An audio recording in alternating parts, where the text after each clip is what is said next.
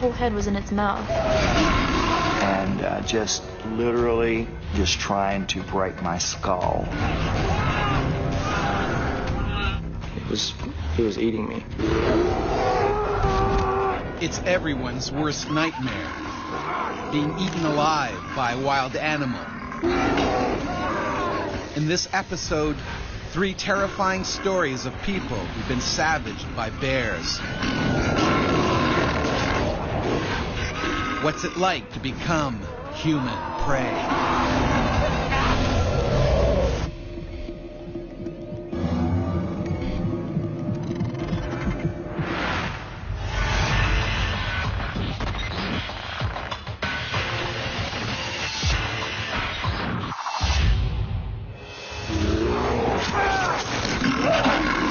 Summer of 2005, Johan Otter tried to save his daughter from the jaws of an angry grizzly while hiking in Montana. I really felt like I was trying to rip my head off.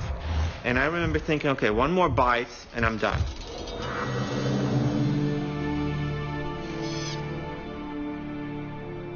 Glacier National Park, one of America's last great wilderness areas. It's home to the nation's most feared predator, the grizzly bear. Every year, grizzlies claim the lives of people who get too close.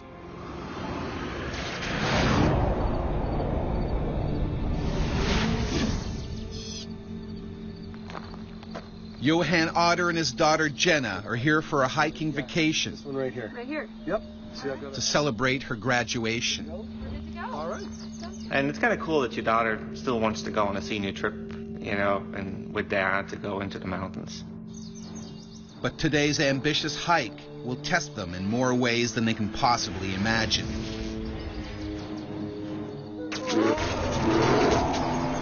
Survival in this wilderness is brutal. This female grizzly is dangerous. She has 2 cubs and will attack anything that comes near them.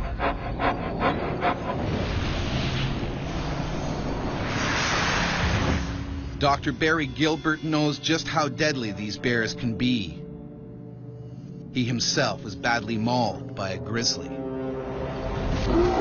Grizzly bears have the smallest young of any of the mammals. They can weigh 2 or 3 pounds when they're young, so they're really vulnerable. This is what has caused the female to evolve into being suicidally aggressive. She lays out her all for those cubs. It's too early for other hikers to be on the trail. I sort of had this underlying nervousness. In the morning and the evening hours are the prime feeding times for animals, so that's when they're going to be out and about a lot more. I gotta take a video of this. It's beautiful. Wow. But Dad, we've got a long way to go. Let's keep going. But Johan and Jenna are seasoned hikers. The precaution I knew when hiking was just to make noise. We knew to not be too quiet, although we didn't know how loud to actually be. We talked continuously during that time, and we made sure we looked around as much as possible. Run to work and then take a shower. So your mom wanted me to have a talk with you about keeping to your studies. They also carry a can of bear spray. This is their only defense against a predator attack. If I don't. We didn't have it on our belt, it was just in the backpack. You know, really thinking that you're not going to be able to have to use that. It's not going to happen to you. They climb higher and further away from human habitation. If anything should happen to them, Johan and Jenna are on their own. Grizzlies normally steer clear of people. They can pick up a scent from over 2 miles away. But the wind is blowing down the mountain, away from the bear.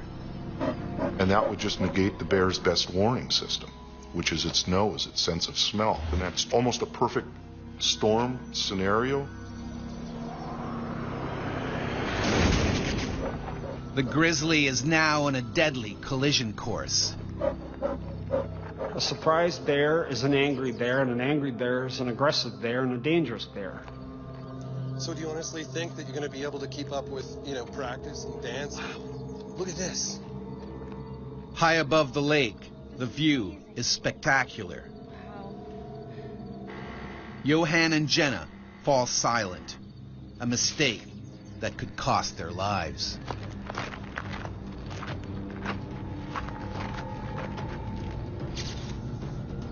There's a bend in the trail, so you can't see around it, but you don't expect anything to be around it, which I guess is a bad assumption to make.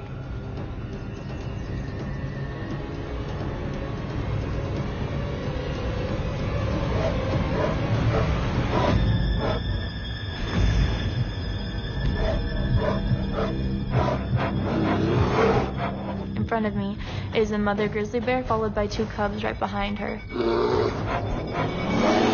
I thought, I'm going to die. If you turn and run, you've immediately put a hamburger sign across your back.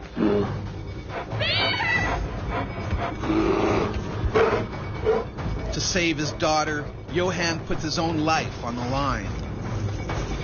And it's something instinctual. It's not something you actually think about. It basically went into my thigh. The bear bites deep into Johan's leg, again and again, right down to the bone. It wasn't like we're holding on to my leg and just kind of being in there. No, it was kind of in-out type of thing. If he wants to live, Johan has to break loose. But there's only one way out. Down. I decided to jump off the trail. It was about 20, 25 feet into some bushes.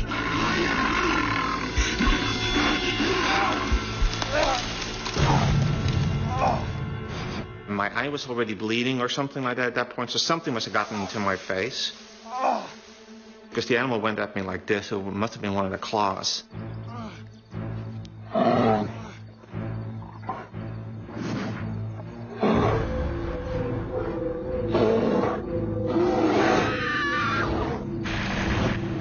Then I see the can of bear spray that my dad had in the side pocket of his backpack. I pick up the can, but I didn't know how to work the can. And you can't really stop and read instructions at that point. Out of time and options, Jenna leaps into the unknown.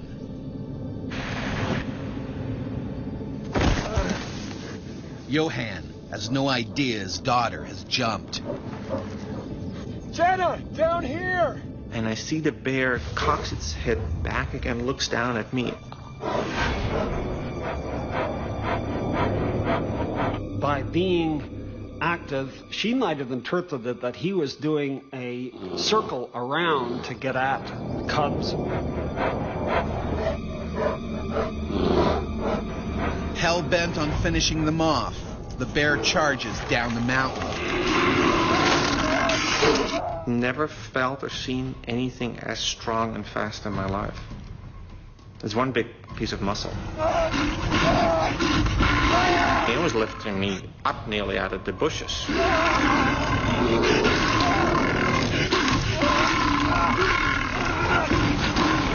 Bears will sometimes try to flip people over to get at their face when they're going after people.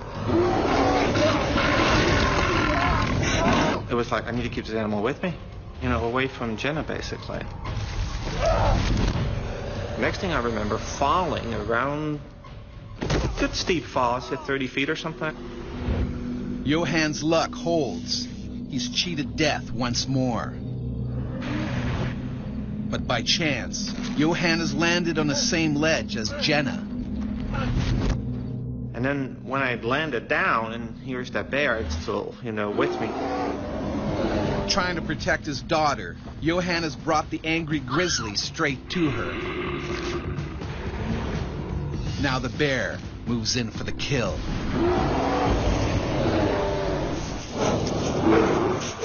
Johan Otter and his daughter Jenna have escaped a savage grizzly by throwing themselves off a mountain.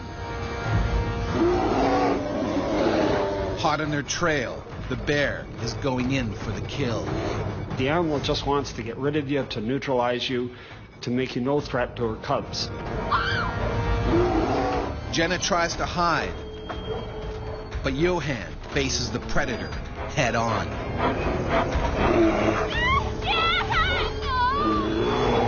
But I just wanted to make sure it was, away from Jenna. Johan grabs for the nearest weapon, but it turns to dust. And I still remember those two eyes, amber brown, looking straight into my eyes. No feelings. Looking a bear straight in the eye and continuing to look at them is generally aggressive. And it really started chomping down on my arm. It was just ripping it apart. We don't have the physical structure to stand up to even a friendly wrestling match with a bear, let alone when they're ticked off and a mom is feeling defensive about her cubs. You have this helpless feeling of, I can't do anything, but you want to help, but you can't do anything. The bear goes for the killer bite to his head. It's going after a person just like it would another bear. They're aiming for the mouth and the face because they're trying to disable their opponent's weapons. That's their teeth, that's their jaws. The grizzly's canines are about 2 inches long, made for gripping and tearing. The molars are flat for crushing and grinding. It really felt like it was trying to rip my head off. And the tooth really went into my skull. I could feel this bone cracking. And I remember thinking, okay, one more bite and I'm done.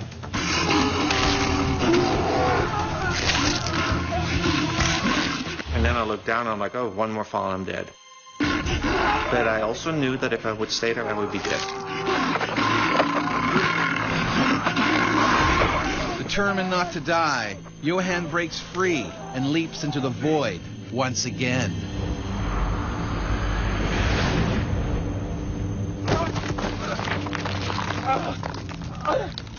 A small rocky ledge saves him from certain death, 1,400 feet below. And then I looked up, and the bear kind of was looking over the ledge, basically. I couldn't get to me. It was too steep, basically.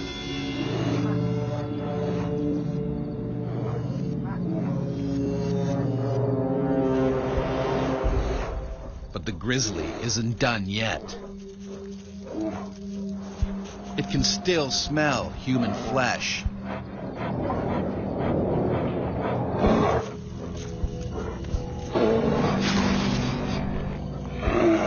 It was just fear of being found, which you know is inevitable.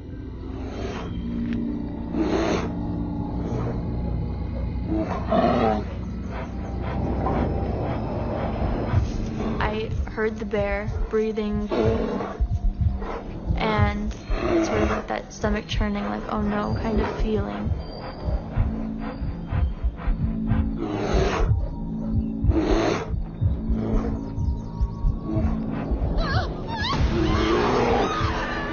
And I must have screamed.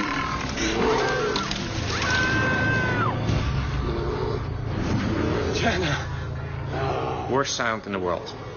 You've tried to keep this animal with you as long as possible to keep it away from your daughter, and still. Jenna is trapped. Its lower jaw was the one that ripped open my mouth, and the upper one was the one that grabbed on my neck. And my whole head was in its mouth. Okay, I'm dead. Get it over with.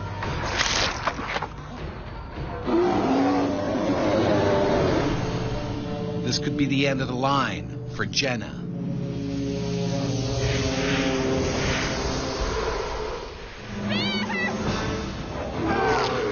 Johan Otter has escaped a savage grizzly attack by jumping off a mountain. The bear has now turned on his 18-year-old daughter. Jenna.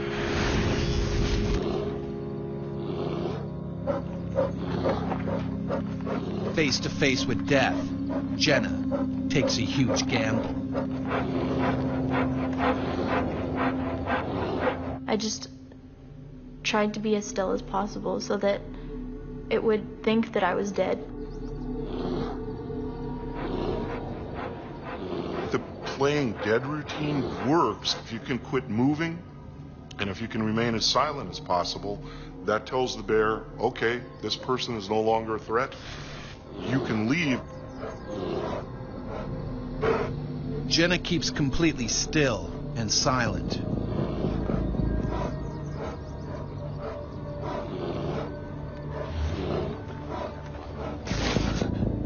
Johan has no idea what is happening.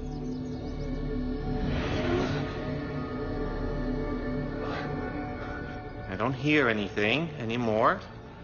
I mean, it could mean one or two things. One, the animal left my daughter alone, or two, she's dead. Johan doesn't dare make a sound. If the bear has gone, any noise might bring it back. He waits 2 agonizing minutes, then decides to take a chance. Jenna?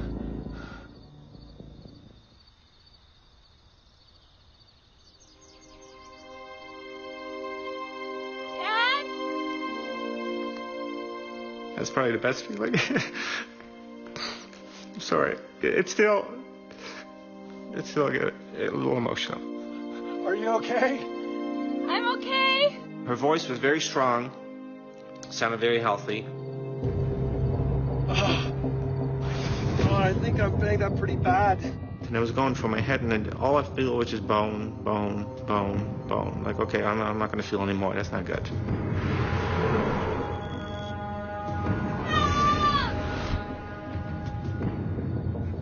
It's still too early for many hikers to be this far up the trail. Johan uses his nylon jacket to protect his exposed scalp. He needs urgent medical attention. Adrenaline triggered by the attack is draining away. He is going into shock. So I was getting a little woozy. I was just shaking. I was so cold.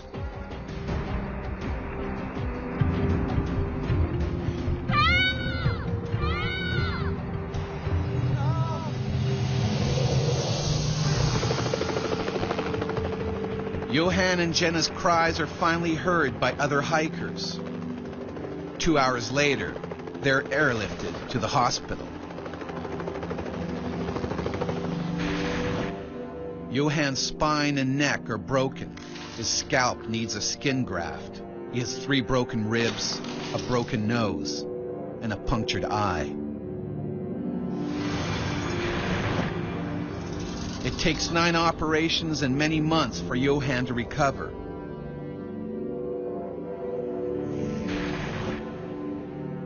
Jenna also requires surgery and begins university wrapped in bandages. Yeah, you kind of feel guilty in a way, you know, because you've taken your daughter into a dangerous area. Shouldn't have done that. That's when you get a little emotional, like, you know, shoot, I'm doing this to all these people. I guess folks just didn't care. They were happy I was still alive. So. After the attack, experts agree the bear was acting naturally, trying to defend her cubs. They thought she posed no further danger to people, so she was not put down.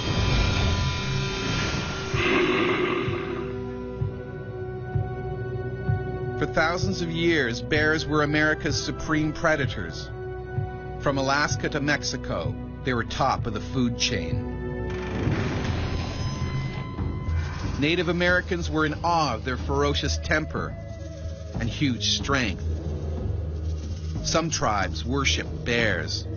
They wore their skin and claws as symbols of power. But killing a bear meant hunting in groups. It increased the chance of coming back alive. European settlers, however, were far less cautious. They saw bears as a dangerous pest that preyed on their livestock. Convinced their guns would protect them, they set out to kill as many as possible. And this was the age of the homesteader. And for those people, if they lost a cow, if they lost a couple sheep, you know, it was a huge cost for them.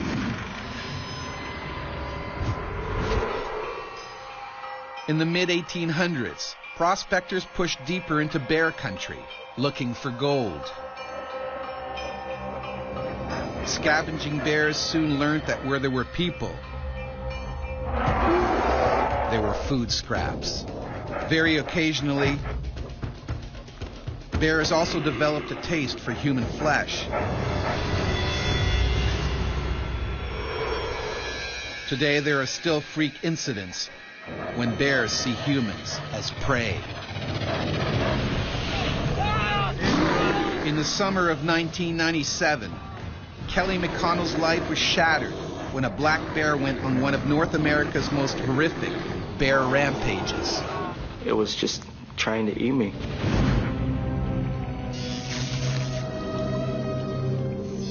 Liard River Hot Springs, British Columbia, a popular place to relax and unwind. It's home to many black bears who feed on food scraps that people leave behind. In rare cases, they can take that terrible next step.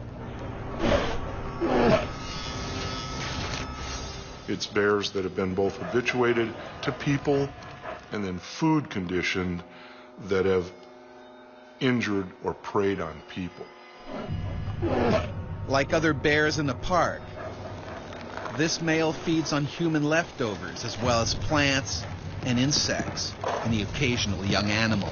An opportunistic predator, he's almost always hungry, a potentially dangerous situation. When are we gonna go back to Paris? Where are you gonna go back to Paris? 13-year-old Kelly McConnell and his mother, Patty, are moving from Texas to Alaska to start a new life. They're breaking the long trip with a well-earned rest. We're just gonna relax after a long day of driving. We just wanted to go to the hot springs itself and relax.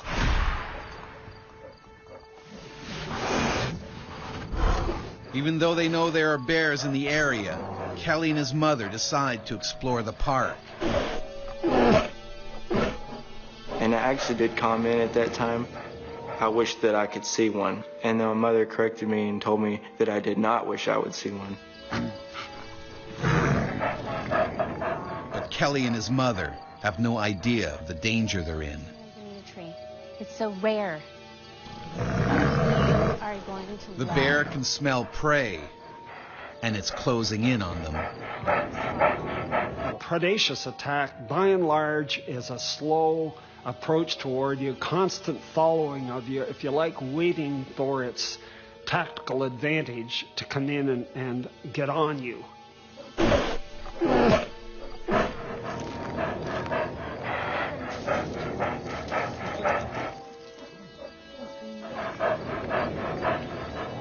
Okay, you know what? It's getting late.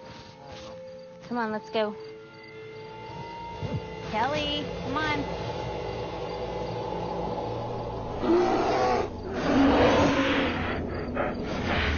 Patty and Kelly have walked into a death trap. Frozen with fear, she has no idea what to do.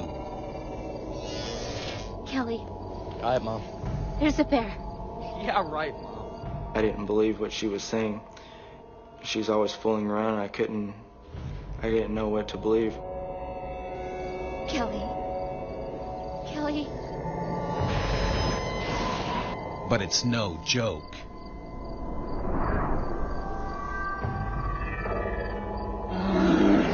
Don't move. If it's not making any noise, if it's not making a commotion, and it starts coming at you, this bear's in a predatory mode, and you've got to start thinking about what can I do to defend myself.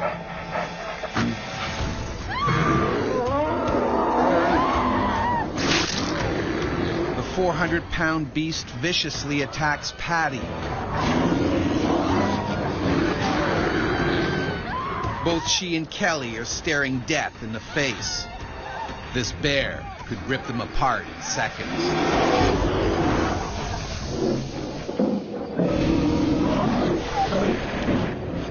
In a nature park in British Columbia, 13-year-old Kelly McConnell has put his life on the line to save his mother from the jaws of a bear. And I was screaming for help, and there was no one around. Felt so helpless. A bloodthirsty beast tears into Patty. It was trying to eat my mother. Bears don't always completely kill their prey before eating it. They'll just start eating. And they do that with big game animals, and it's pretty well known that they do it with people too.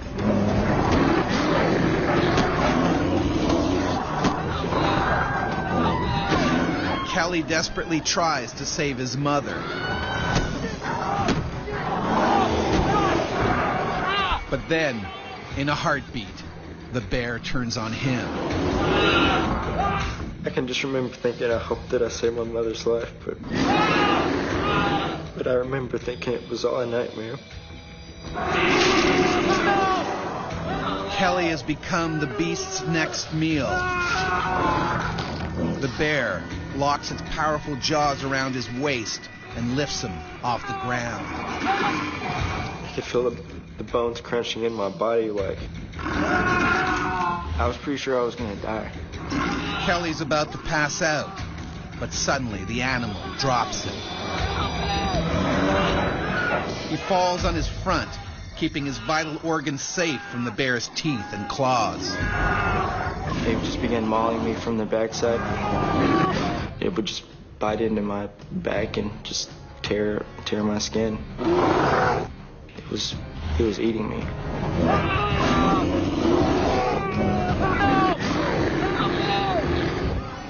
Kelly and his mom are so far from the hot springs, there's a danger no one will hear their screams.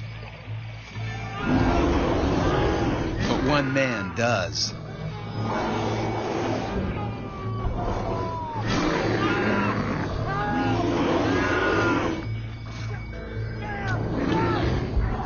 Ray Kitchen, a truck driver, races to the scene and heroically takes on the man-eater himself.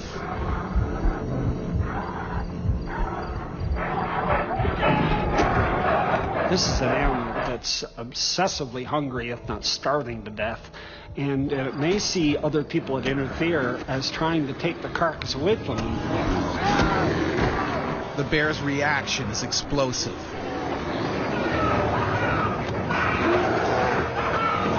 It turns on Kitchen and begins to eat him alive. Bears sometimes go into what they call surplus killing.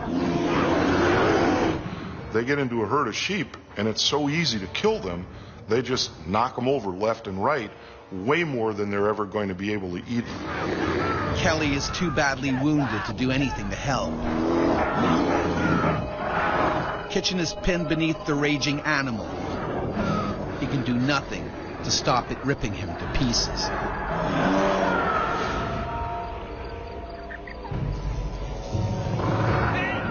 Tony Dowd, a trucker from Alberta, hears Kitchen screaming and comes to help. I couldn't believe what I was seeing. The bear was on Ray Kitchen, mauling him to death. And it stared at me. I was looking at it straight in the eyes. And I hit him dead square in the eyes. And its claws come up and just missed me because I jumped back.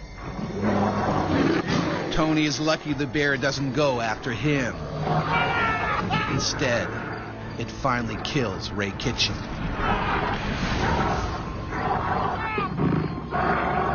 I heard Ray scream his last few, or try to scream, the last few thought or sounds that his voice could make.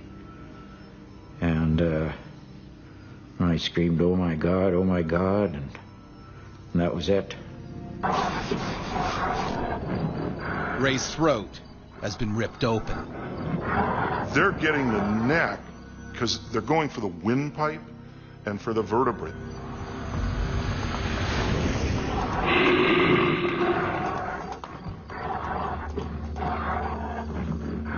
Kelly's wounds are so bad, he can't move. Patty is alive, but very weak. She told me that I should take care of my sisters. And then she told me she loved me. Patty loses consciousness.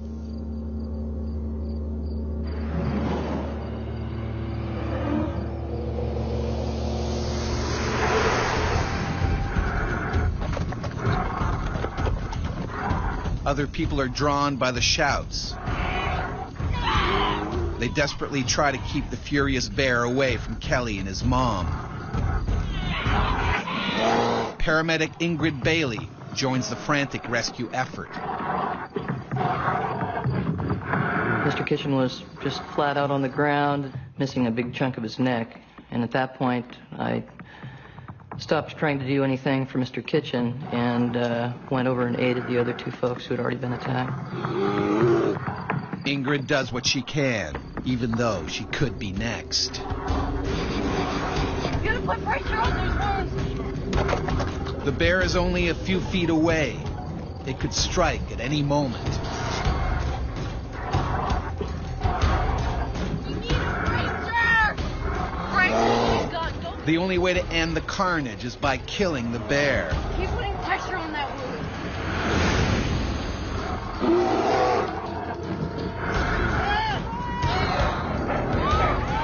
But this vicious predator is not done yet with its bloody rampage. It has the taste for human flesh and wants more.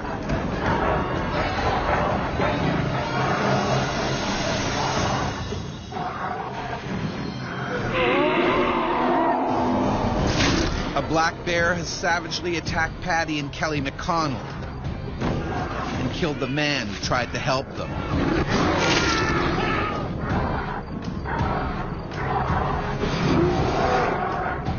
Now the bloodthirsty bear is on the rampage and heading towards the hot springs.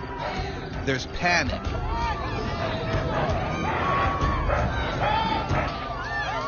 But running bodies trigger the bear's killer instinct. The attraction of moving prey overrides the feeding. They'll feed later. The massacre won't end until someone kills the crazed beast.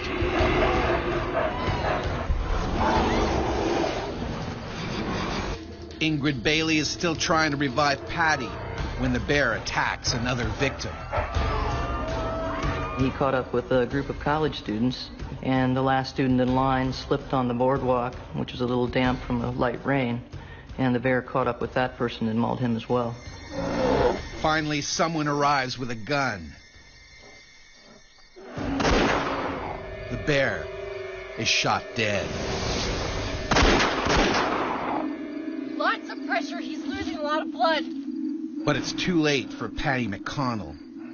She dies of her horrific injuries. Her 13-year-old son, Kelly, just manages to pull through. Both my lungs were punctured. They said there was over 100 centimeters of stitches. I had suffered a few broken ribs. 3 of my vertebrae were broken. An attack like this is very rare. 2 people are dead and 2 seriously injured. But incredibly, Kelly doesn't hate the animal that took his mother's life. I feel like the bear, it didn't try to do anything that wasn't normal for it to do. I mean, normally bears don't attack people, and then probably had no choice but to attack or else die from starvation itself.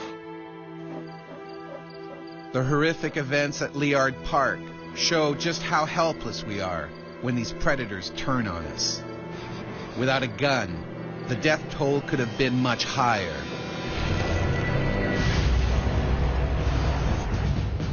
Killing a bear in full attack mode is difficult, even with modern weapons.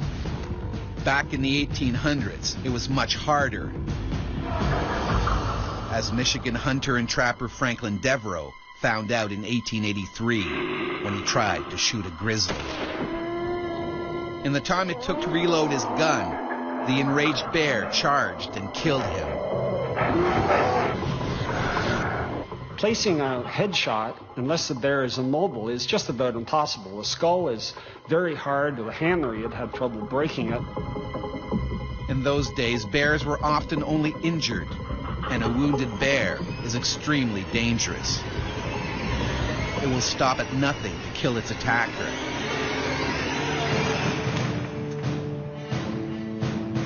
The invention of the repeating rifle finally gave man the upper hand.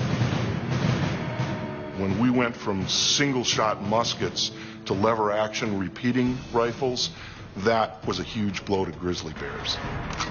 And it was both a combination of firepower, how fast you could shoot, and also the power of the weapon. Hunting bears became a popular sport. They were killed in the thousands. Grizzly bear numbers plummeted, and today they are protected by law. But as more hunters and hikers venture into the last remaining wilderness, violent encounters still happen.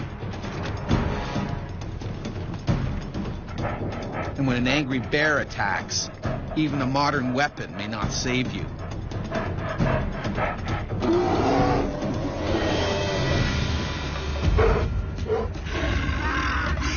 In the summer of 2001, Pastor Johnny McCoy found a gun wasn't enough to protect him from a furious grizzly, determined to see him dead. And she was literally just trying to break my skull.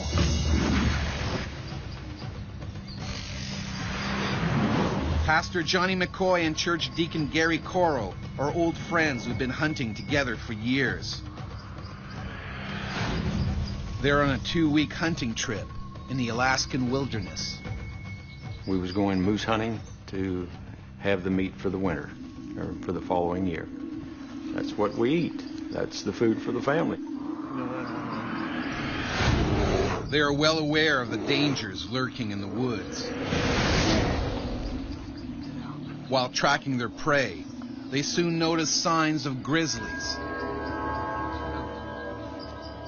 Makes me absolutely nervous walking through the woods, knowing that there are bear there, knowing that we are in their territory.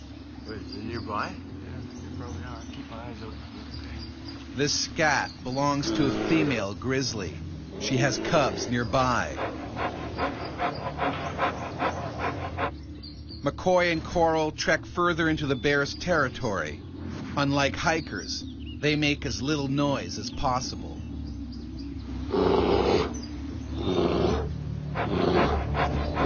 Hunters are probably more prone to bump into bears than other people because they're moving quietly.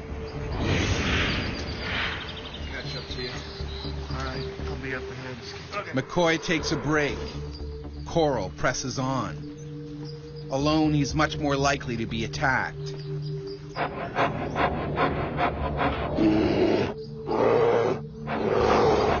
Coral is walking quietly. The grizzly won't see or hear him until it's too late. It was probably just out there with its cubs. All of a sudden, here's these people. So to Ma Grizzly, you see that as a threat. McCoy, meanwhile, hurries to catch up with Coral. Suddenly, something tears out of the trees. It's racing towards Coral. She ran right out within 10 feet in front of me. In my mind, I said, it's a bear. McCoy can't shoot. He could hit Coral. By the time his friend hears a grizzly, it's too late.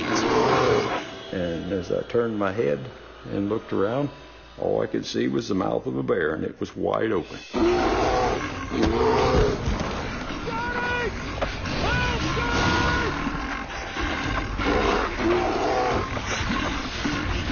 I just thought that the bear's going to kill me. Today I'm going to go be with the Lord. At first, Coral's backpack shields him from the deadly claws. The bear was just trying to get the pack out of the way to get it got.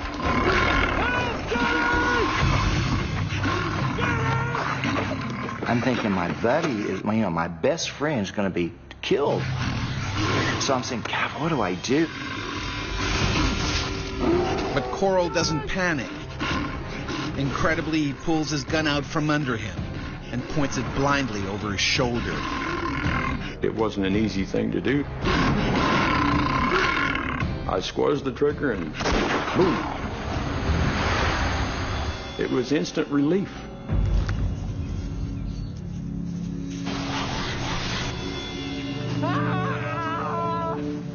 But a second later, Coral hears a terrifying scream.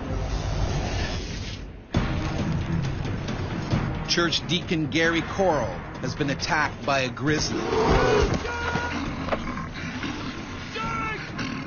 He shot the bear, making it let go.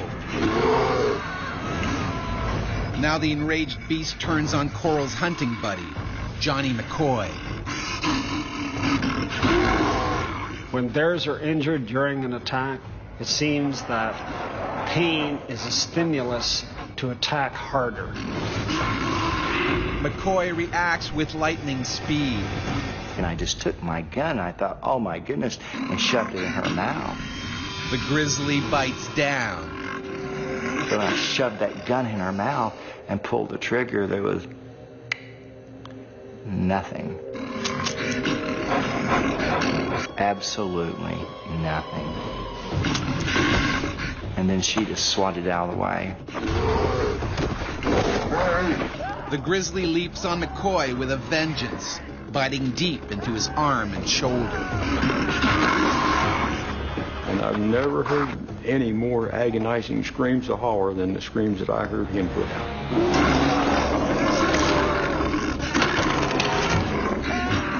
And the first thing that she did was to bite and break my arms in 9 places.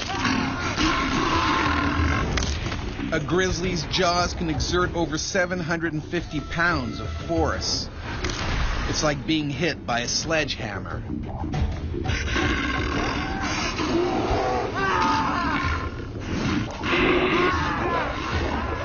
Coral can't shoot in case he hits McCoy. He can only watch as the bear tears his friend apart. I could hear the bones crunching. I could actually hear them breaking. I seemed to even be able to hear the flesh being ripped off of these bones. McCoy can't fight anymore. His arms are badly mauled. The grizzly now lunges for his head, the death blow.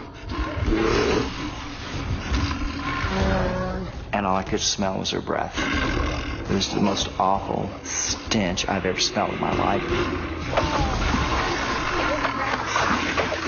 And I thought, okay, God, this is it. Lord, I'm ready. This is it. And I just quit. I just quit. McCoy's body goes limp. And the bear turned around and looked at me.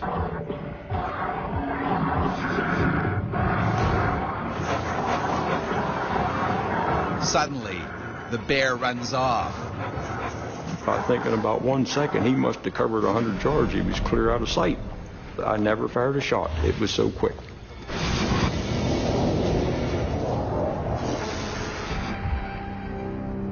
McCoy is in bad shape. I'd already resigned the fact that I was not going to make it. I could have bled to death. Johnny. Both his arms are badly injured. His scalp is shredded. His ear is torn off. One eye hangs from its socket. Talk to me. Coral must act quickly to save his friend. Well, we had lots of game sacks. So I took the game sacks and put his scalp back on as good as I could and put his eyeball back in his head and stuffed his ear up in there and tied the game sacks on him. And when I got done, I looked at him and I thought, oh my, how am I ever going to get him to stand up?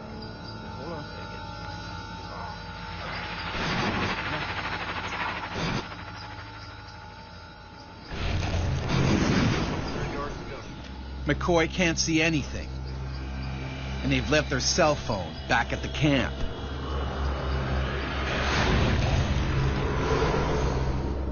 It takes the injured hunters 3 hours to get there. Eventually, they are airlifted to the hospital. Emotionally, I'm still dealing with that. It's tough. If I'm under a lot of stress, my wife has to wake me up because I'm fighting with a bear all over again.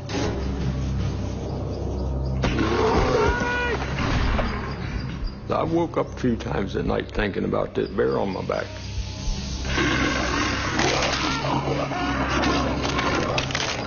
With the bear tearing him apart, and the bones crunching, sure, you don't ever forget that. The grizzly bear was later found dead of the single gunshot wound.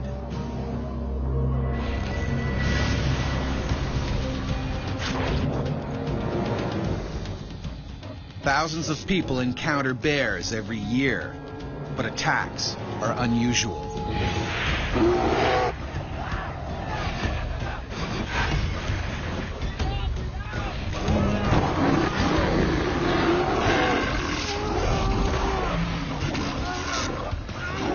It's most likely one of two causes. One, it's a predatory incident, and that happens with both black bears and grizzly bears. And then the second thing is defense of personal space. When bears do strike, it can have a profound and lasting effect on those who are lucky enough to survive. In the blink of an instant, your life can completely be changed without you having any say in what happens. So you should just go out and live every day like it's your last day, because it might be. You just never know. I will never, ever be the same again in a tremendous way. I don't take the wildlife for granted. I don't take grizzly bears for granted anymore. Despite their close brush with death, many survivors don't blame the animals. I have no ill feelings towards grizzly bears whatsoever. I think they're incredible animals. When you're going through a country that still has grizzly bears in it, it's just beautiful to see. But as we encroach ever further into bear territory, there will still be times when we become human prey.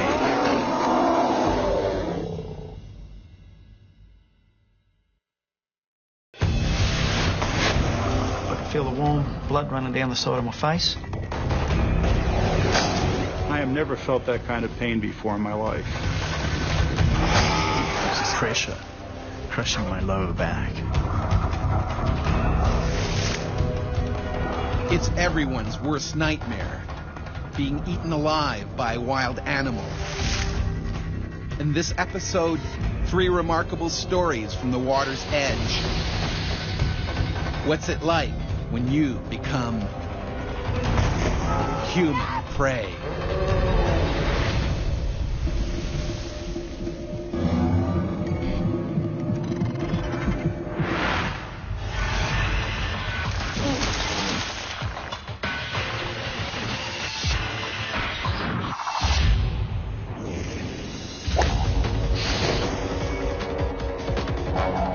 Monreal was nearly killed when an angry gator savagely attacked him in the water hazard on a Florida golf course.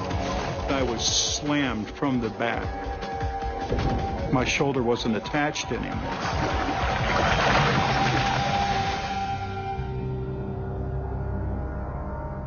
The Tampa Palms Golf and Country Club, Florida. The kind of place people come to kick back and enjoy the high life. But its ponds and lakes are also home to creatures that have barely changed since the dinosaurs. Alligators are very common in Florida, and almost any freshwater system can have alligators in it. And that's one of the things that people need to be aware of, is that just because they haven't seen an alligator in an area doesn't mean there isn't one right now. The lake by hole 13 is the territory of this 7-foot alligator. He's always hungry, and he's not too picky. As long as they can catch it and eat it, almost anything is potential prey. And they'll take things as big as deer occasionally. Golfers on this course are always in striking distance of gators, but no one has been attacked yet.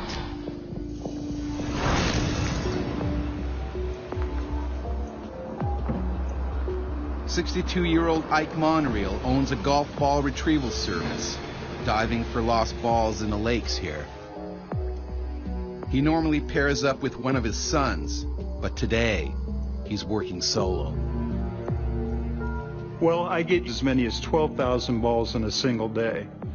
And at this time and point, I was being paid 8 cents per ball. Ike's been doing this job for the last 15 years and knows how dangerous it can be. I've been nudged not knowing the alligator was in the water. That happens. They'll stay down for 15, 20 minutes. So I've been bumped, nudged, nipped, tail whipped. Almost all of us divers working in the southeastern United States, we have close calls like that. The gator is getting hungrier by the minute. The hot weather triggers its need to kill and feed. Alligator activity is related to temperature. When temperatures get to their highest, alligators are trying to feed on a very regular basis. That's a big concern for Ike. When I approach a lake, I'll look and make sure I'm the only participant in the water. He sees a familiar sight. Saw the usual 7.5 foot gator that's there all the time.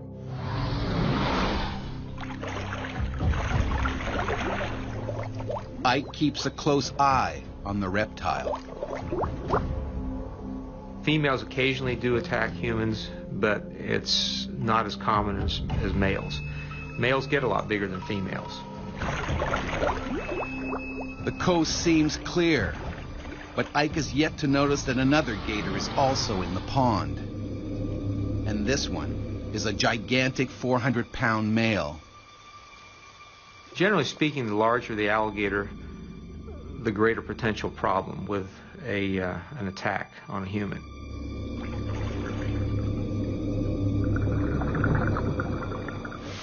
Ike gets on with his job. The limited visibility means he can't see the 10-foot gator coming straight at him. A gator determined to protect his new territory.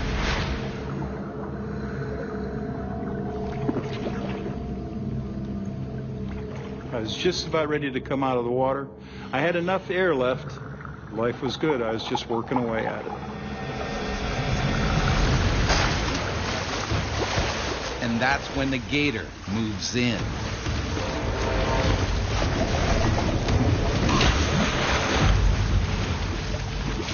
All of a sudden something clicked in the alligator and it says, I'm going to go ahead and give this a try.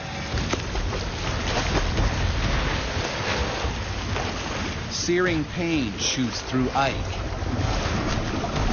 The horrific force, the slamming effect, the excruciating pain, and I knew it was going to be life or death. Like a sledgehammer, the gator's jaws slam down on his shoulder with 2,000 pounds of pressure. Teeth are very sharp and they can lacerate and tear, but they don't actually sever like a shark's teeth will do. So an alligator's teeth are mainly meant for holding on. The pain, in all honesty, on a scale of 1 to 10 was an 11. I have never felt that kind of pain before in my life.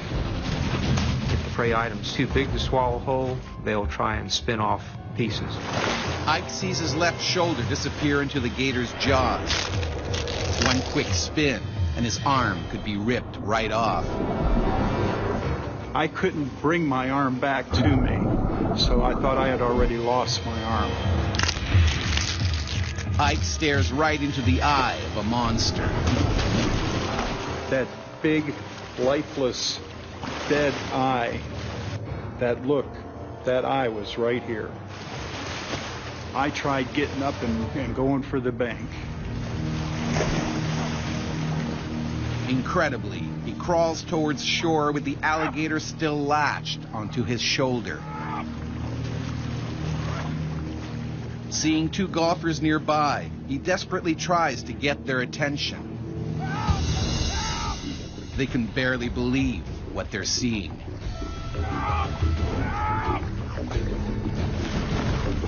Ike is fighting for his life.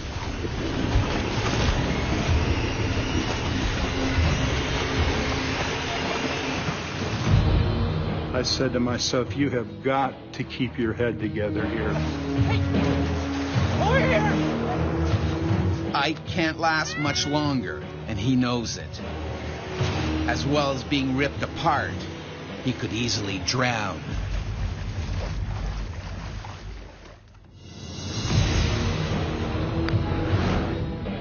Retrieving golf balls in a pond at a country club in Tampa, Florida, Ike Monreal has been attacked by a vicious 400-pound gator. His screams attract terrified golfers desperate to help save him.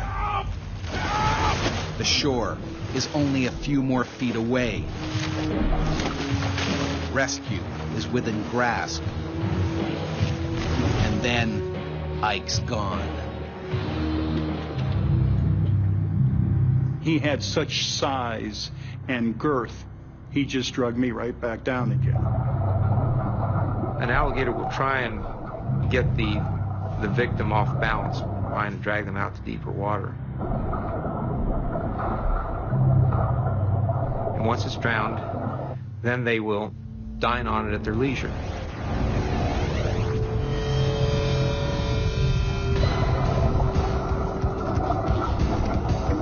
Ike struggles. He needs to make sure that he keeps his oxygen supply.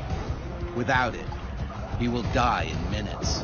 I said to myself, you pass out, the regulator falls out of your mouth, and you're going to die here. That's when I prayed to God. For Ike, it's now or never. He needs to do something, and fast. I worked my hand around his snout. I was able to turn into him. My shoulder is as far back into his jaw as it can go. Ike jams his thumb in the reptile's eye. The most vulnerable part of an alligator is probably its eyes. Everything else is pretty well protected. But the move barely phases the gator.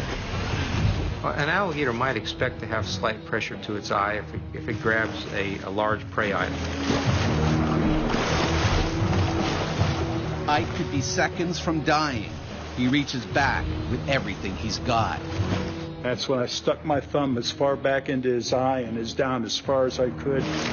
The move stuns the gator. But then when he went further in, this was something that was totally unexpected by the alligator. He just went ballistic. The bite got worse, and that's when he tried to roll me. They will grab a hold of an appendage and then spin in the water to try and get that appendage torn off. He's in so much pain, Ike can't keep his thumb in the gator's eye socket. I was thinking that it was, you know, the demise. The end was there.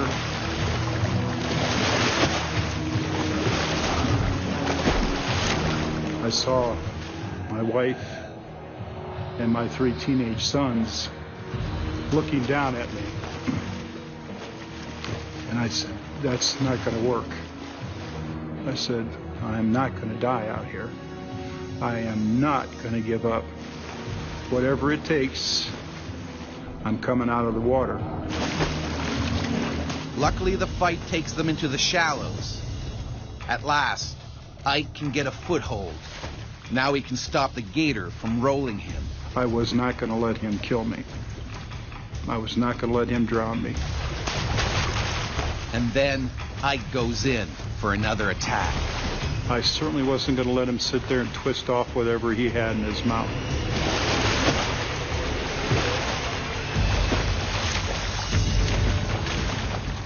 I took my thumb again, took a deep breath, and slammed it in his eye socket, and I swear I got halfway to his brain. Alligators can feel and react to pain. They don't like that. Against all odds, the giant's jaws finally snap open. Ike seizes the opportunity and desperately tries to get out of the water. They learn very fast and probably realized this was not the type of thing that it wanted to pursue. Ike scrambles onto the bank before the gator changes his mind and comes back. I looked up at the gentleman that was standing on the green. I said, just make sure he doesn't come out of the water after me.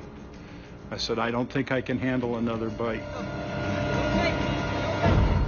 The alligator swims away. He went out into the deeper part of the swamp. And at that point, I knew I was safe. Are you all right? Are you okay? He dislocated my shoulder. My shoulder wasn't attached anymore. There were teeth holes 1 inch across, 1.5 inches deep over the shoulder.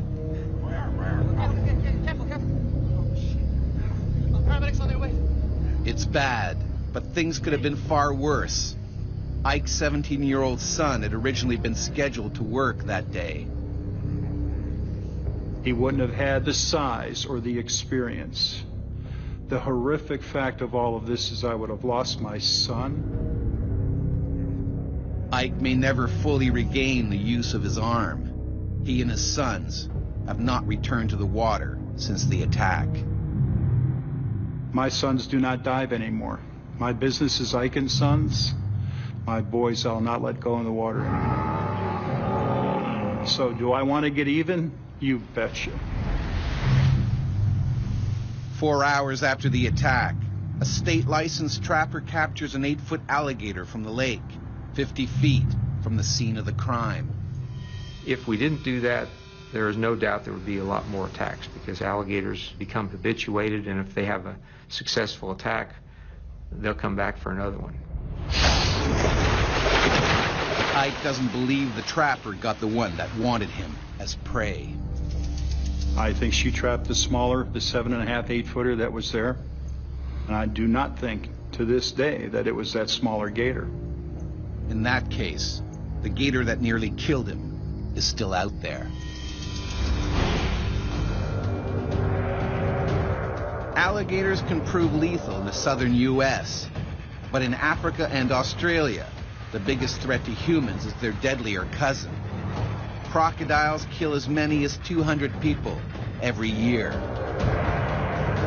The largest and most aggressive is a saltwater crocodile, a powerful reptile that can outlive humans and grow to more than 20 feet in length. Despite the name, their natural habitat is actually freshwater rivers and swamps.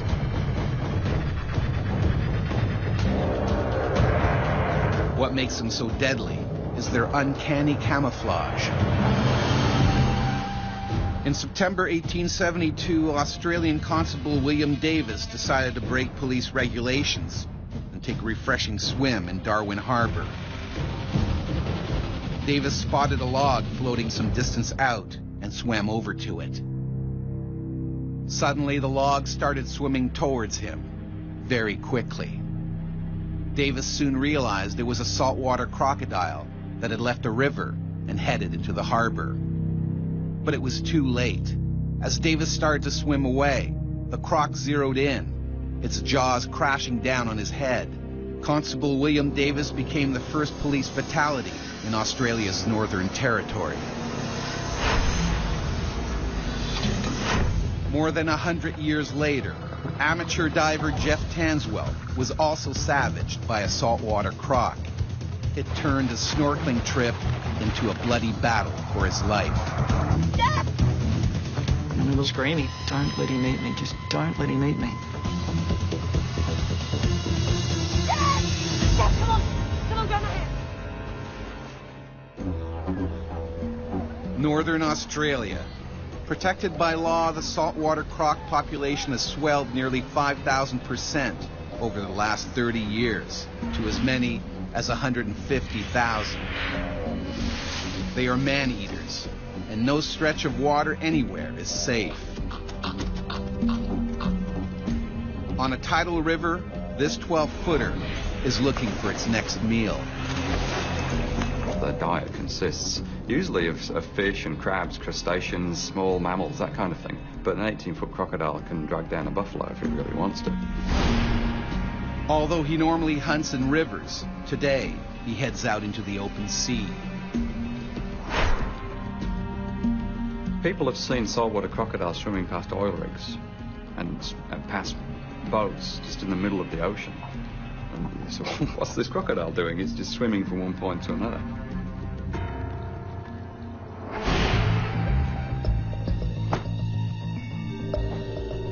On Thursday Island, at the northern tip of Queensland, 37-year-old police sergeant Jeff Tanswell and his wife Jane, also a trained police officer, are hitting the water for a day of fun in the sun. My entire life I've been brought up by the water. So we've always been brought up with boats and diving and fishing, and that's just second nature. If we go fishing, or we'd just go out and have a look and jump out on a reef. Hi! Hey! Hi! Today they plan on doing some spear fishing with their friends Amanda and Dave. They head towards the remote Adolphus Islands, an hour away. We hadn't been there before, so this was going to be another opportunity for us to explore. The ocean around here is dangerous. We're a bit, I guess, aware of the possibility of sharks being in the water.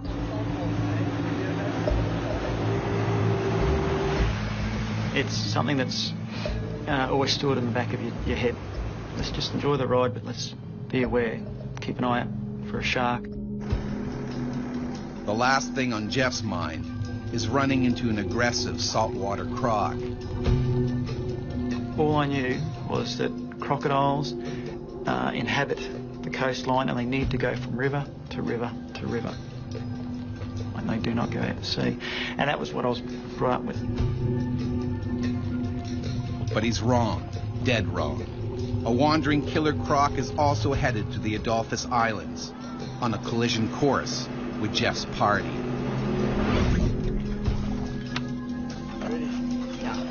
They pull into a coral reef and scout for any signs of predators. We were making sure that there was no sharks or anything in the water that was dangerous, but we didn't see any sharks. If there's going to be a shark, he's going to be patrolling the deep water. So I'm not going to go there.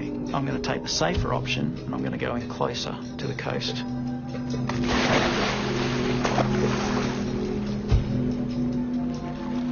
Amanda and Dave are the first ones in. Because they're entering unfamiliar waters, Jeff asks his wife to stay on board.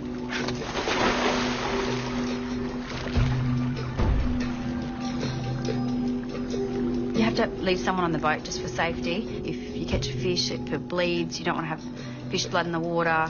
Could attract sharks. So if they catch a fish or crayfish or something, they just hold it up and I'll start the boat, go over. Jeff enters deep in an alien world where he is both the hunter and the potential prey. You can see all the little colourful fish dancing around in amongst all this brightly lit coral.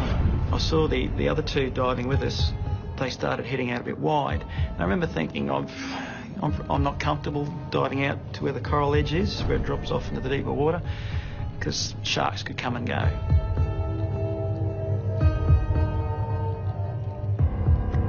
But sharks are not the problem. The hungry 12-foot saltwater croc is closing in.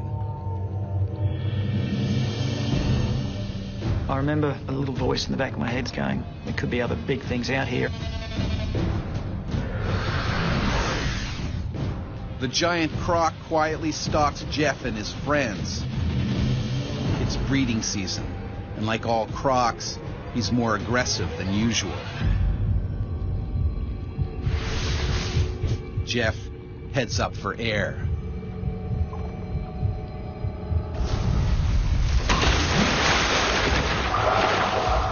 I just thought I'd been hit by a boat. The fear that a predator instills in its prey is it's bottomless. No matter how fast you move, if a crocodile's head is half a metre from you and it strikes, you cannot possibly get away. Jane can't quite make out what's going on. And it all happened within a matter of a split second. I remember staring at that bit of water going, did I just see what I saw, or is that my imagination? The crocodile clamps down on Jeff's head.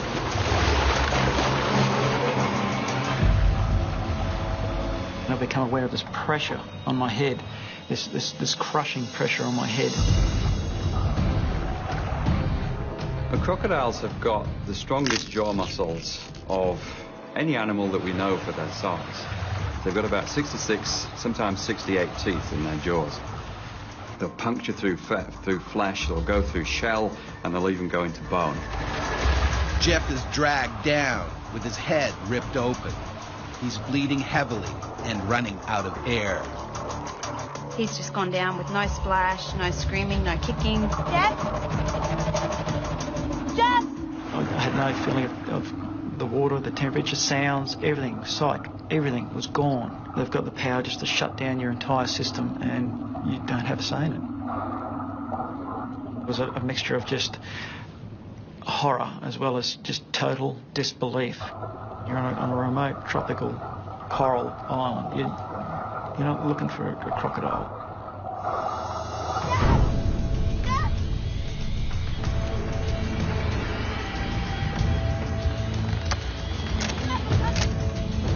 Jane starts the boat to stop it drifting. She has absolutely no idea that her husband below is being drowned by a giant croc. I could feel by my neck muscles that he's pulling me down to the sea floor by my head. That is one of the things that a crocodile will do if it wants to overpower its prey. Most animals can't hold their breath for anything like as long as a crocodile can. Jeff knows he can't stay under for more than a couple of minutes. Trying to stop what's going on, but I can't. He's just too big, too strong. I remember kicking badly with my fins. You're just in overload. I don't know if it's adrenaline or what. It's all your senses trying to work overtime to save you.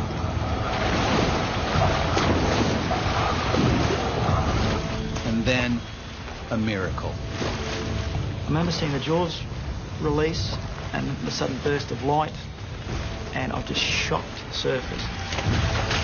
I saw his head come up and him blow the water out of his snorkel. Jeff has no idea where the croc is and when it might bite again. Well, what was going through my head was his big blockhead coming back up and grabbing my legs. And then just behind his head, I thought I saw something moving. The killer croc surfaces inches away, closing in on his prey. I could feel the warm blood running down the side of my face. He's got the teeth, he's got the scales, he's got the claws, he's got everything. You have nothing.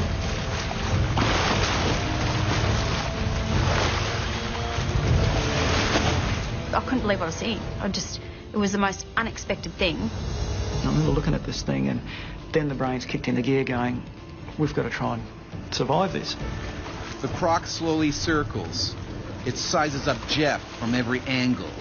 It could rip him apart at any moment. If the prey is large, then it will produce what's known as the death roll.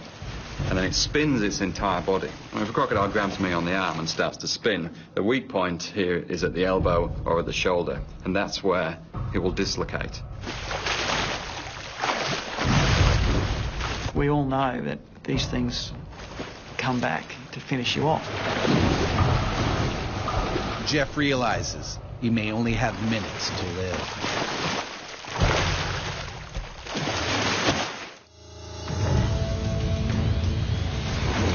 Police Sergeant Jeff Tanswell has been brutally attacked by a saltwater crocodile in Queensland, Australia. And now his wife, Jane, also a trained officer, is desperate to save him before the croc finishes him off. Straight away, you just think, this is it. Someone's going to die here. I just had to try and get him out of the water. Jeff's frantic movements are only making matters worse. He needs to get back to the boat before the reptile returns for more. If you splash and splash and splash, the croc can feel that, it can hear it, and it's more likely to attract it back to the place. Stuck my head in the water a couple of times, just trying to see where the hell he went.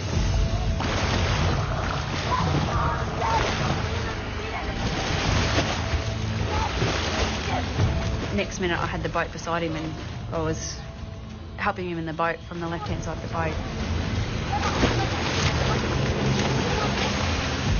I don't know how I pulled him out of the water. I think it was just a pure adrenaline. Open your eyes. Open your eyes. Look at me, look at me, look at me. I'm right here, okay? Concerned about their friends, Jane swings the boat around to the other side of the bay and finds Amanda and Dave unharmed. But the monster croc is still somewhere below. Everyone may be safely in the boat, but Jeff's wounds are serious. I got a puncture hole in my left cheek. I got a laceration on my left temple. The left ear was torn. And I got lacerations behind both my ears where the teeth went in, and scratches on my back where his claws went in.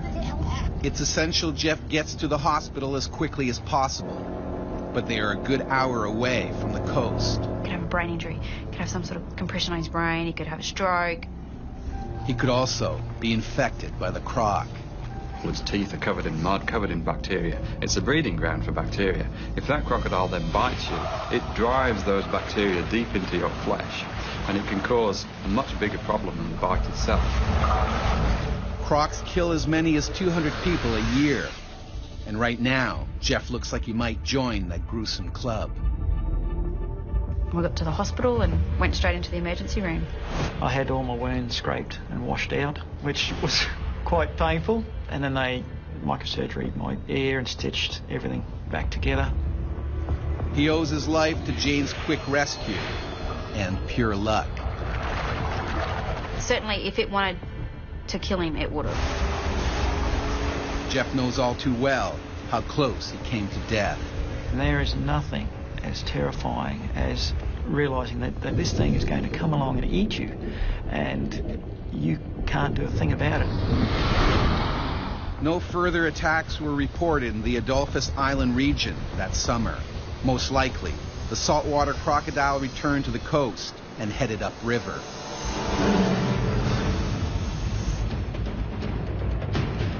The worst saltwater croc attack is said to have happened in World War II during the Battle of Ramree Island in Burma. Surrounded by British troops, a group of Japanese soldiers desperately tried to escape through mangrove swamps infested with saltwater crocs. The next morning, only 20 survivors were found. Nearly 400 may have been devoured by the hungry crocs. The Guinness Book of World Records ranked the attack as the worst animal disaster in history. But crocodiles are by no means the most dangerous animal in the water. That title falls to the hippo, Africa's most deadly creature. Weighing as much as a small pickup truck, hippos kill around 200 people in Africa each year. For millennia, they have been a deadly threat to people living throughout Africa. The mighty Egyptians had the most to fear. Hippos used to live all along the Nile, the lifeblood of their civilization. They were a danger to boats and to people working on the river's edge.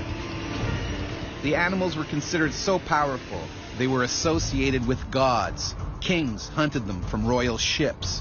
It was a brutally dangerous sport. In around 3100 BC, Menes, the first king of unified Egypt, is said to have been carried off and killed by a hippopotamus during such a hunt, ending his 62-year reign.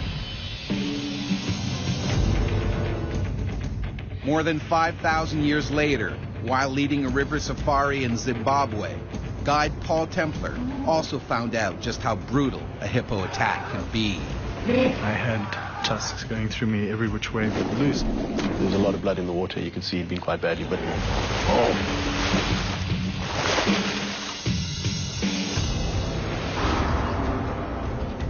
The Zambezi, one of the largest rivers in Africa and home to this huge male hippo. The lone bull is particularly aggressive. It probably recently lost a fight with another male and was thrown out of its pod or herd.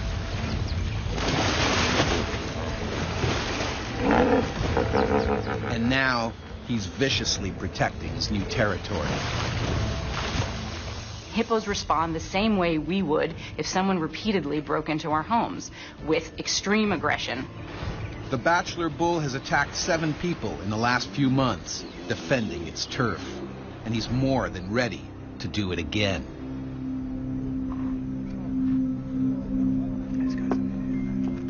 Zimbabwe River guide Paul Templar is enjoying a quiet afternoon off when he's unexpectedly asked for a special favor.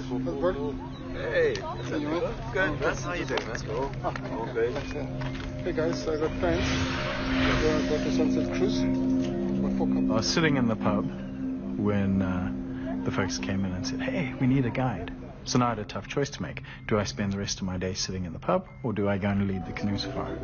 No, today. Okay, let's go. I went and led the canoe safari. It's a decision he would soon regret. Good afternoon, guys. My name's Paul. We are the crew responsible for taking you down this Zambezi River this afternoon. It's going to be a fantastic Paul is joined by 3 other guides. Ben, Evans, and his close friend, Mike McNamara. It's a trip they've done lots of times before. The trip itself is what we call a wine route.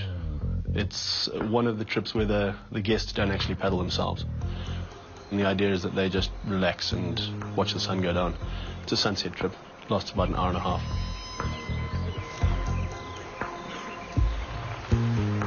The idea was just to sit back and relax and take in everything that nature had to offer. Paul is on the lookout for the rogue hippo that has attacked 7 others over the last few months. He's already had his own nasty run-in with the 3-ton monster. About 6 months prior to this, I'd been leading a similar canoe safari, and I'd been attacked by a big brute of a hippo. The hippo had smacked the bottom of Paul's canoe, catapulting him and 2 passengers into the water. That time, they had escaped unharmed. I knew that that hippo was in the area, and though I couldn't see him, I thought going through the narrow channels would be my safest option. And so far, so good. As they come around the bend, Paul notices a large pod of hippos. They weren't really a concern. They were off to the side, and I could see them, and I felt that I had a pretty good sense of what they were up to. They proceed cautiously, making sure they don't startle the hippos. Paul also scans the water for any that are submerged. Occasionally you'll get ears, occasionally you'll get a head, occasionally you'll get the whole body. Then there'll be nothing. They'll all disappear underwater.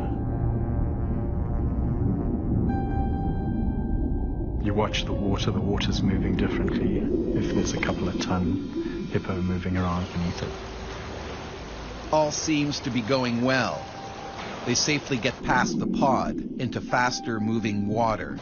And then I turned just in time to see Evans flying through the air. Likely it's the same rogue hippo.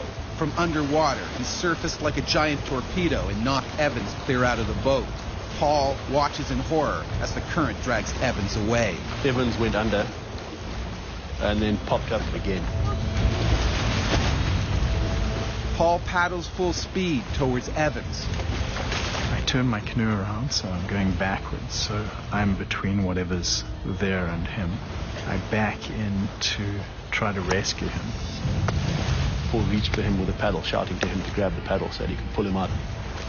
I'm probably 4 or 5 feet away from him when I see this bow wave cruising in towards me. And it was at that point where the hippo just erupted next to Paul. While he's trying to help his friend, the hippo turns on Paul and attacks. Just all hell broke loose. The hippo just closed its jaws on his upper torso and pulled him off the boat. The hippo tries to swallow Paul whole. They attack the boats not because they recognize I will get to the people in here, but because they recognize it as a foreign object that needs to be removed. I remember this incredible pressure crushing down on my lower back.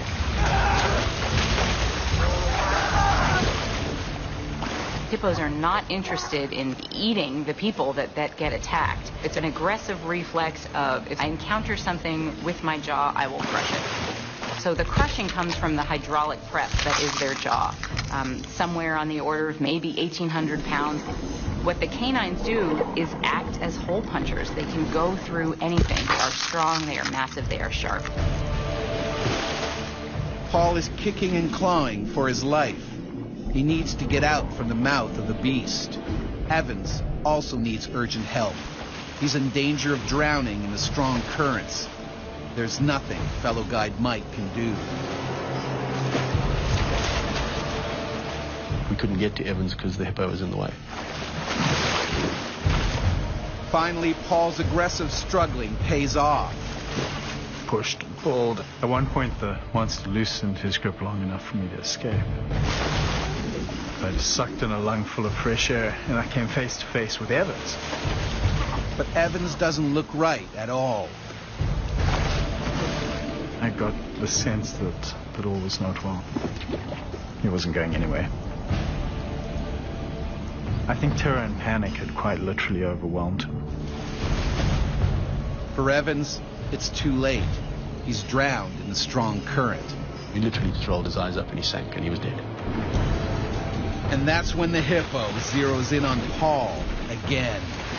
At this point, it was all up to the hippo, and really there's nothing you can do. This time the hippo is clamped down on Paul's legs, tearing into skin and bones. The hippo started the attack and was not going to finish the aggressive behavior until the intruders were gone. It happened very quickly, and you could see that it was a serious attack, that there was going to be some serious injuries out of this. They don't just try to win, they try to destroy their opponent. One of the clients watching later said that it was like watching a vicious dog, literally just trying to rip apart a rag doll. These huge tusks tearing through my torso as it drove me underwater. I had tusks going through me every which way but loose. He bit down so hard that I thought for sure he was going to bite me in half. The hippo has speared Paul badly, and now he starts dragging him down to drown him.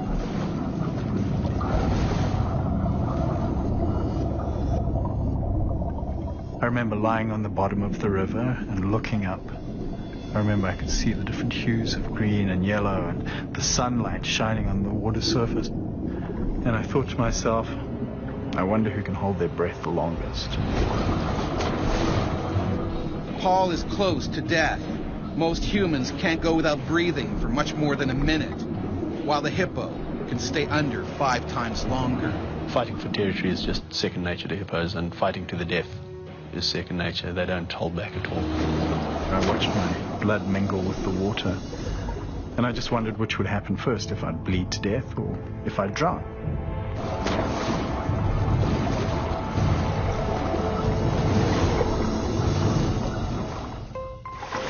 During a bloody hippo attack in Zimbabwe, Africa, one man has died, while another, river guide Paul Templar, has been gored by the creature's teeth and dragged to the river floor.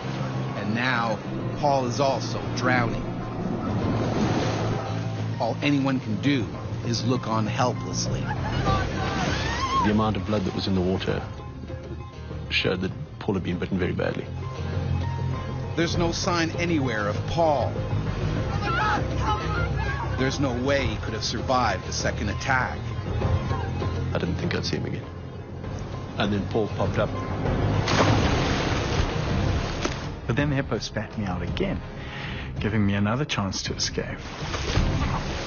Barely alive, Paul is bleeding badly. Mike guns forward on his kayak to save him. He knows there's not a second to lose. I was just shouting to him to grab the front of the kayak.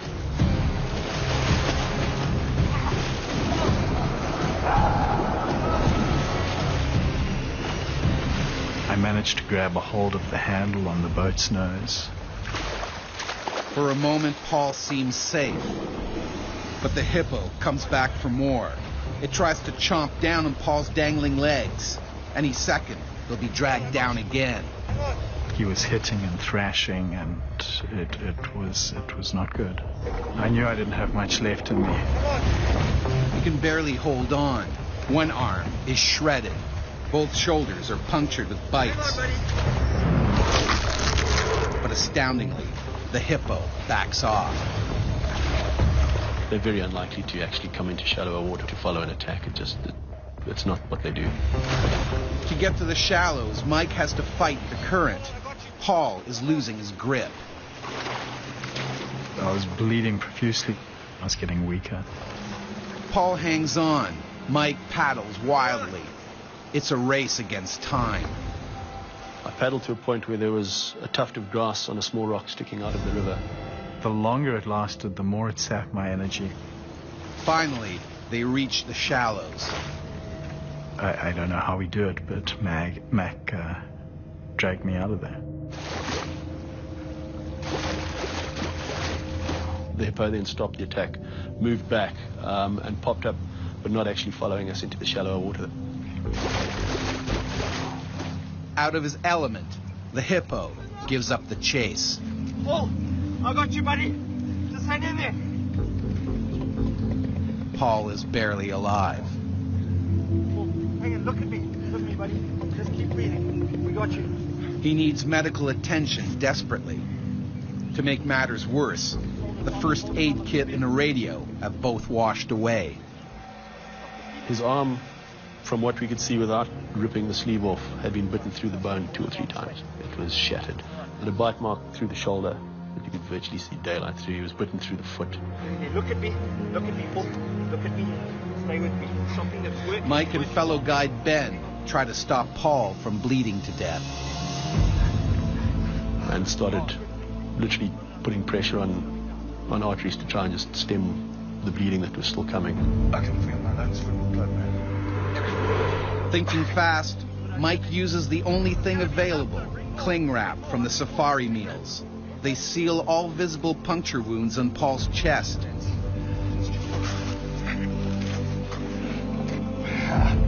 Mike and Ben lift Paul into a canoe. When I put him in the boat and sent him off, I thought he was going to die. Hold on. He definitely didn't look as though with those injuries he could survive.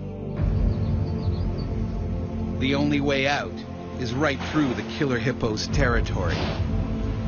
What we're seeing is an animal under stress. The first time that someone breaks into your house, maybe you won't fight them off. The second time, maybe you'll fight them off a bit more. By the 10th time, you're armed and ready to go. But as we were pulling out and this angry hippo was still there, I thought for sure he was going to come and finish me off. But the hippo chooses to stay put, and Paul is quickly taken downriver. By chance, along the way, they meet a local medical crew conducting emergency drills. There's a shock trauma team who are just practicing. Just go figure, a couple of minutes away. They take Paul on an 8-hour drive to the hospital, where he learns that his arm is beyond repair. They took off part of this arm. They took it off just above the elbow to start with. I got gas gangrene. which meant that my body was rotting from the inside. So they ended up having to chop more of me off. In the end, his arm is amputated. Mike and the river raft clients are rescued later that night. A search party is sent out for Evans. It was a full 2 days before we found his body quite a bit further downstream. It had washed up. The rogue hippo is never found.